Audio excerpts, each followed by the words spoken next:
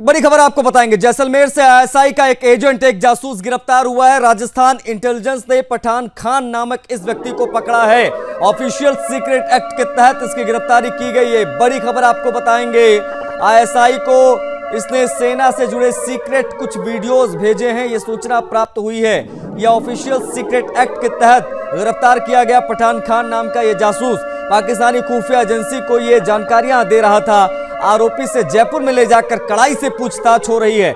सेना से जुड़ी सूचनाएं लीक करने के सबूत हैं। सोशल मीडिया और एप्स से ये डेटा भेजता था, ऐसी जानकारी मिली। इसके बारे में ये जानकारियां निकलकर सामने आई जो हम आपको बता रहे हैं। आपको बता दें, लंबे समय से ये जासूसी नेटवर्क यहां रहते हुए चला रहा था। ये आईएसआई का एजेंट गिरफ्तार किया गया। जयपुर में ले जाकर इसे पूछताछ हो रही। इसकी तस्वीर भी हम आपको दिखा रहे हैं। जैसलमेर में ये पकड़ा गया है। जैसलमेर बॉर्डर एरिया है और यहां से हमेशा सेनाओं की मूवमेंट देखने को मिलती है और इसे गिरफ्तार किया गया है। लेकिन एक बार फिर से हमारे वीर सपूतों की चौकसी और हमारी खुफिया एजेंसियों की सतर्कता ने देश के दुश्मनों की नापाक साजिश को नाकाम किया है।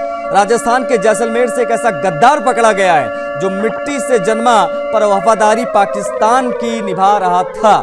पठान खान नाम याद रखिए, क्योंकि ये वही नाम है जिसने भारतीय सेना की गोपनीय जानकारियां, वीडियो और तस्वीरें पाकिस्तानी खुफिया एजेंसी आईएसआई को भेजी। ये वही आईएसआई है जो हमारे सैनिकों के खून से खेलती है, जो कश्मीर में आतंकवाद फैलाती है और अब हमारे देश के अंदर ही जासूस भी पाल रही है। सवाल यह है कि देश की रोटी खाने वाले, देश की हवा में सांस लेने वाले शख्स अगर देशद्रोह करने लगे तो उसके लिए सजा कितनी बड़ी होनी चाहिए। जयपुर के सेंट्रल इन्वेस्टिगेशन सेंटर में इस पठान खान नामक जासूस से पूछताछ हो रही है और शुरुआती सबूत इतने ठोस हैं कि अब बचाव की कोई गुंजाइश बची नहीं है। भारत कोई कमजोर देश नहीं है। हम वो राष्ट्र हैं जो दुश्मन को घर में घुसकर मारते हैं, फिर चाहे वो एलओसी पार हो या फिर हमारे गद्दार पड़ोसी। आज देश पूछ रहा है कि कितने और पठान खान छिपे हुए हैं और कब तक हम इन गद्दारों को बर्दाश्त करेंगे। आज ये सवाल बेहद महत्वपूर्ण है।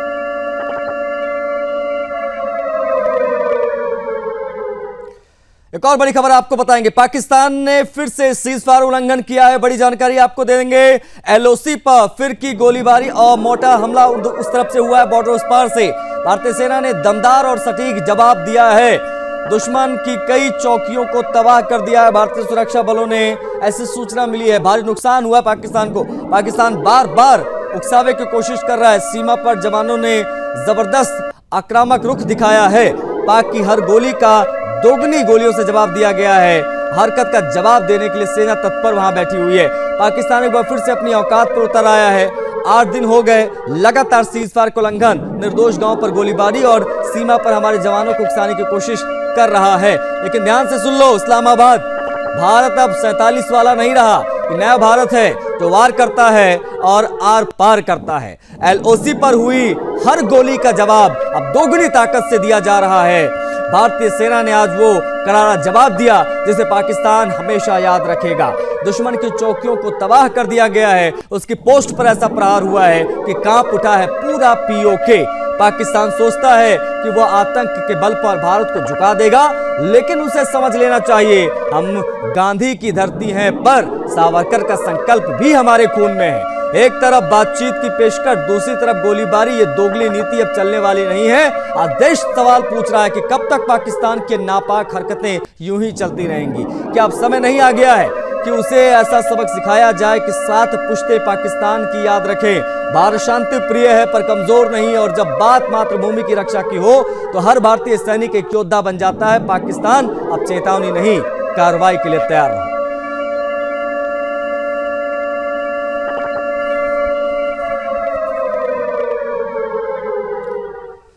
पाकिस्तान के रक्षा मंत्री ख्वाजा आसिफ के बाद पूर्व विदेश मंत्री बिलावल भुट्टो ने पाकिस्तान के आतंकवाद से जुड़े अतीत को फिर से उजागर किया है। बिलावल का कहना है कि पाकिस्तान ने आतंकवादी पाले जिसका नुकसान उसे उठाना पड़ा। यह कोई राज नहीं है जिसे छिपाया जा रहा है। पाकिस्तान में आतंकवादी पलते हैं। जी हां, रक्षा मंत्री ख्वाजा आसिफ के बयान पर पूर्व विदेश मंत्री बिलावल भुट्टो ने भी मुहर लगा दी है। यह कबूलनामा है पाकिस्तान का आतंकवाद को लेकर। भुट्टो का कहना है कि इस मामले में पाकिस्तान का अपना अतीत रहा है। पाकिस्तान में पलने वाले आतंकवादियों ने ही मेरी मां की भी हत्या की है। मैं खुद इन आतंकवादियों का शिकार रहा हूं।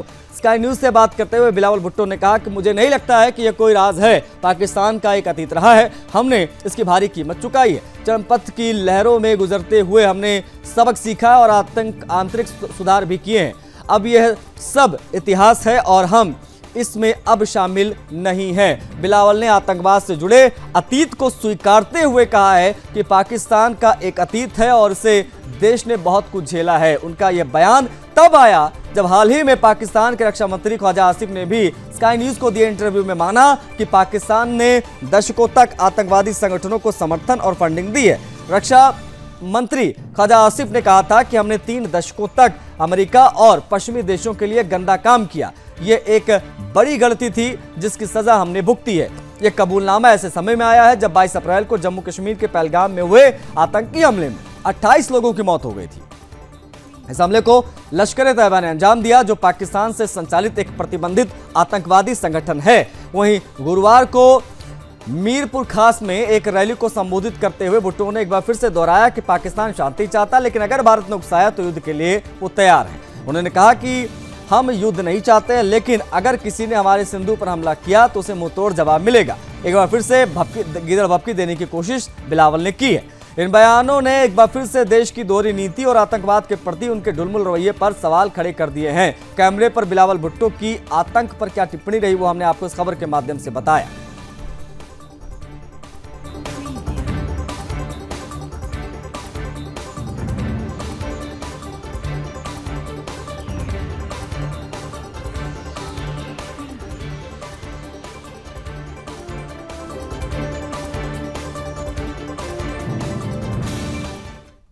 देखिए, पहलगाम आतंकी हमले के बाद भारत और पाकिस्तान के बीच में तनाव दिन पे दिन लगातार कहें बढ़ता जा रहा है। भारत की ओर से अब तक कोई सैनिक कार्रवाई तो नहीं हुई है, लेकिन पाकिस्तान के अलग अलग इलाकों में डर का माहौल स्पष्ट रूप से दिख रहा है।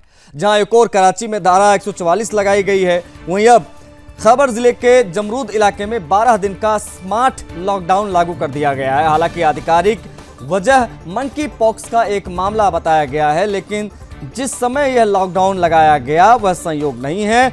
Deputy commissioner captain retired Bilal Shahid Rao द्वारा जारी आदेश में कहा गया है कि इस दौरान इलाके में लोगों की आवाजाही पूरी तरीके से बंद रहेगी।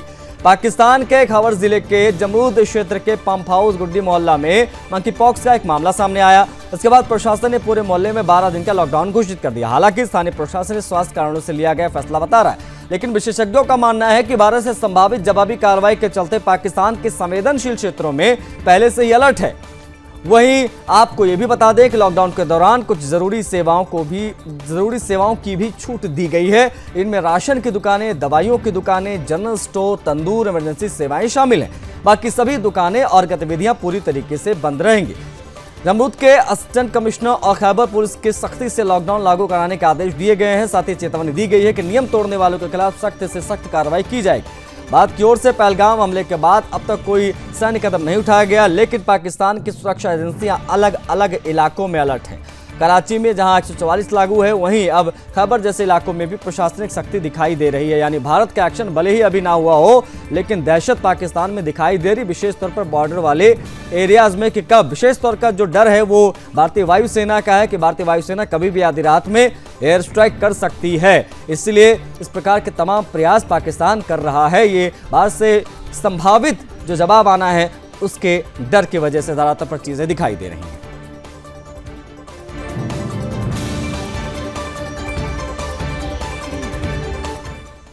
जम्मू कश्मीर के पहलगाम में हुए आतंकवादी हमले के बाद पाकिस्तान और भारत के बीच में तनाव लगातार बढ़ रहा है। इस बीच अमेरिकी उपराष्ट्रपति जेडी वेंस के बयान ने भी हलचल मचा दी।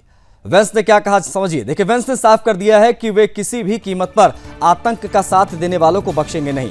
यह कारण है कि उन्होंने भारत से पाकिस्तान के साथ पूर्ण युद्ध टाल देने की बात कही है।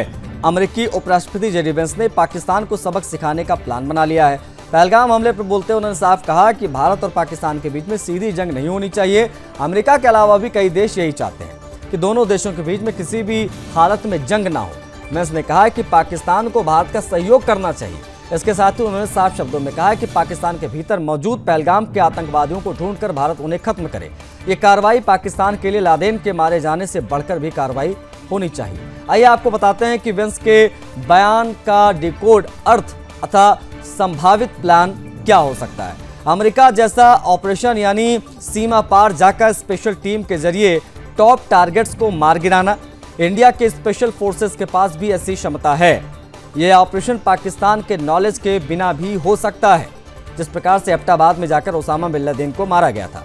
भारत भी इजराइल या अमेरिका की तरह स्मार्ट ड्रोन हमले करे जिससे आतंकवादियों को खत्म किया जा सके। इसकी जिम्मेदारी सीधे भारत सरकार ले या कवर्ट कॉप्स रहें, यह मिशन की संवेदनशीलता पर भी निर्भर करेगा।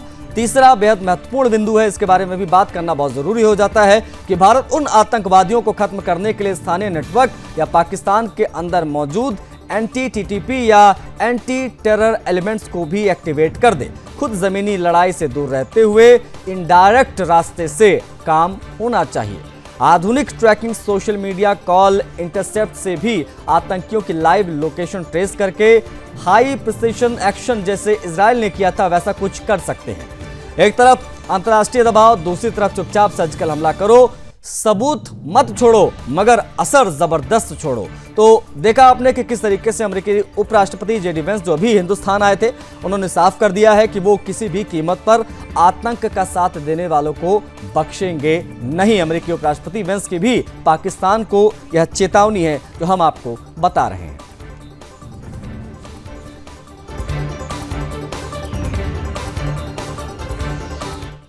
देखिए, भारत और पाकिस्तान के बीच में सीमा पर जारी तनाव के बीच अमेरिका ने भारत से एक बड़ी सैन्य डील को मंजूरी दी है। अब ये सैन्य डील क्या है वो समझ लीजिए। अमेरिकी रक्षा विभाग की रक्षा सुरक्षा सहयोग एजेंसी यानी DSCA ने $131 मिलियन लगभग 1100 करोड़ की कीमत से सैन्य हार्डवेयर और लॉजिस्टिक उपकरण भारत को बेचने की मंजूरी दे दी है। यह निर्णय ऐसे वक्त पर आया है जब भारत पाकिस्तान के बीच कश्मीर के पहलगाम में आतंकी हमले को लेकर तनातनी गहराई हुई है। यह प्रस्ताव अमेरिका की फॉरेन मिलिट्री सेल योजना के तहत किया गया है, जिसके तहत भारत को सी विजन सॉफ्टवेयर, रिमोट सॉफ्टवेयर, विश्लेषणात्मक सहायता और लॉजिस्टिक समर्थन दिया जाएगा। यह सौदा भारत पाकिस्तान के बीच में इंडो पैसिफिक समुद्री क्षेत्र में बढ़ते हुए रक्षा सहयोग का हिस्सा है, जिसका उद्देश्य क्षेत्र में शांति और स्थिरता बनाए रखना है। डोनाल्ड ट्रंप के नेतृत्व वाली अमेरिकी सरकार इस डील के जरिए भारत को एक भरोसेमंद रणनीतिक साझेदार के रूप में और मजबूत करने की दिशा में कदम बढ़ा रही है। DSCA ने अपने बयान में कहा है कि यह प्रस्तावित बिक्री अमेरिका की विदेश नीति और राष्ट्रीय सुरक्षा के उद्देश्यों को आगे बढ़ाने में सहायक होगी और भारत की समुद्री सुरक्षा क्षमता में बढ़ोतरी करेगी। अमेरिकी पक्ष का कहना है कि भारत को ये उपकरण और सेवाएं अपनाने में कोई परेशानी नहीं होगी। इसके अलावा इस सौदे से क्षेत्रीय सैन्य संतुलन कोई प्रतिकूल असर भी नहीं पड़ेगा। इस रक्षा सौदे के मुख्य ठेकेदार वर्जीनिया स्थित हॉकआई 360 कंपनी को बनाया गया है, जो विश्लेषणात्मक तकनीक और समुद्री निगरानी प्रणालियों के क्षेत्र में काफी आगे मानी जाती है। हालांकि भारत सरकार की ओर से इस डील पर कोई आधिकारिक ऑफिशियल प्रतिक्रिया नहीं दी गई, लेकिन रणनीतिक दृष्टिकोण से यह समझौता भारत की समुद्री सुरक्षा क्षमताओं को नई ऊंचाइयों तक पहुंचा सकता है। भारत की हिंद प्रशांत रणनीति को गति देने और पाकिस्तान और चीन जैसे पड़ोसी देश से उभरते खतरों से निपटने के लिहाज से यह सौदा एक निर्णायक कदम माना जा रहा है। कितना आधुनिक है अमेरिका का समुद्री निगरानी तकनीक। अमेरिका की समुद्री निगरानी तकनीक बहुत उन्नत है और इसमें कई प्रकार की तकनीक शामिल हैं। मुख्य रूप से 5 तकनीक का इस्तेमाल करके अमेरिका अपनी समुद्री सीमाओं की निगरानी करता है और समुद्री सुरक्षा को बनाए रखने में मदद करता है, जो इस प्रकार से है। Radar system. अमेरिका की नौसेना और तटरक्षक बल रडार सिस्टम का उपयोग करके समुद्री गतिविधियों की निगरानी करते हैं। अगर हम बात करें सोनार सिस्टम की, तो सोनार सिस्टम का उपयोग करके समुद्री जहाज और पनडुब्बियों का पता लगाया जा सकता है। सैटेलाइट से निगरानी की अगर हम बात करें तो अमेरिका उपग्रहों का उपयोग करके समुद्री गतिविधियों की निगरानी करता है, जिसमें जहाज़ों की ट्रैकिंग और समुद्री परिस्थितियों की निगरानी भी इसमें शामिल है। AIS यानी ऑटोमेटिक आइडेंटिफिकेशन सिस्टम की अगर हम बात करें तो एक प्रणाली ऐसी है जो जहाज़ों की पहचान और ट्रैकिंग के लिए इस्तेमाल की जाती है। ड्रोन और मानव रहित विमान, ये 5वां है सिस्टम। अमेरिका की नौसेना और तटरक्षक बल ड्रोन और मानव रहित विमानों का उपयोग करके समुद्री निगरानी करते हैं। तो कितना आधुनिक है अमेरिका का ये समुद्री निगरानी का तरीका, वो हमने आपको बताया।